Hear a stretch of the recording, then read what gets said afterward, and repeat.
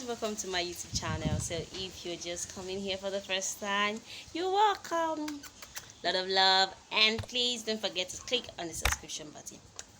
See ya. 1, 2, 3, 4.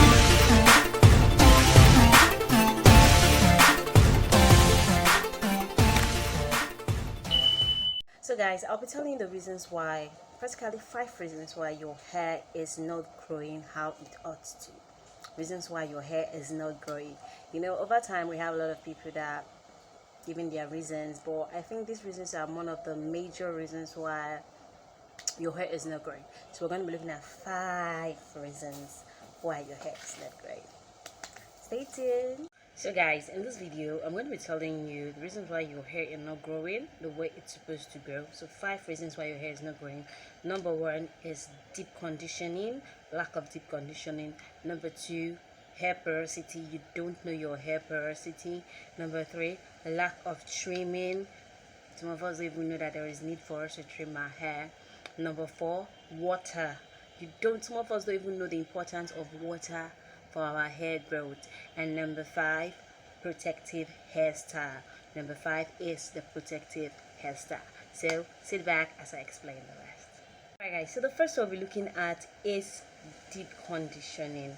Yes, deep conditioning is very, very important for your hair growth. There's a big difference between deep conditioning and leave-in conditioning. Alright, number 1, the leave-in conditioning is a conditioning that you don't raise out of your hair, but the deep conditioner is the one that you let stay in your hair. And there are so many benefits of deep conditioning. So when you deep condition your hair, you reduce breakage. Alright, you improve the growth of your hair with deep conditioning, you nourish your hair, and you help your hair grow as it ought to. Okay, and well, most people deep condition twice a month, but if your hair is extremely damaged, if you're experiencing a very, very, very, very extreme damaged hair, it's advisable you deep condition once every week. Yes, very much advisable. So in as much as your body needs protein, that's how much your hair also needs protein. And some of these deep conditioners contain intensive protein treatment, while some just contain normal protein treatment. Now the next thing is your hair porosity. Your hair porosity. Yes, a lot of people as a naturalist a long time, I didn't really know much about hair porosity. So if you don't know your hair porosity, whenever you see a product, you just jump into it. So it's important you know your hair porosity to help you know the product that is best fit for your hair. Okay, so you know that if your hair use a high proteinous product, will it damage your hair, will it cause shredding and all of that? And if your hair needs a low protein treatment. Okay, so now this hair porosity is divided into 3, and we have the low, the medium or the normal, and the high porosity. Okay, so now those that have the low porosity kind of hair, you have to be careful when it comes to using of protein treatment. Yes, because it's excessive use of protein treatment can actually lead to damage of your hair for those with low porosity. So, and also low porosity are those type of people, their hair hardly absorb products, okay, and hardly absorb moisture. So you have to be very, very intentional about your hair growth if you have low porosity type of hair. Now for those with the high porosity, your hair needs protein. Yes, it needs protein. And those with the high porosity, your hair needs enough time to your hair, the hair actually absorb this products more than the low porosity. The normal porosity is that one, they are just on a minimal level. They accept product, they take in product and they take it out. They're just normal. Now if you want to run a porosity test, all you have to do is take a cup of clean water, you take a strand of your hair, make sure your hair is neat, it doesn't have any product on it or anything, so that you can do that after you wash your hair. So if your hair is on the top, like if it floats on the top, that means you are low porosity, and if it sinks down, that means you have high porosity, and if your hair floats in between the water, that means you're normal porosity. So do well to take that test to know more about your hair.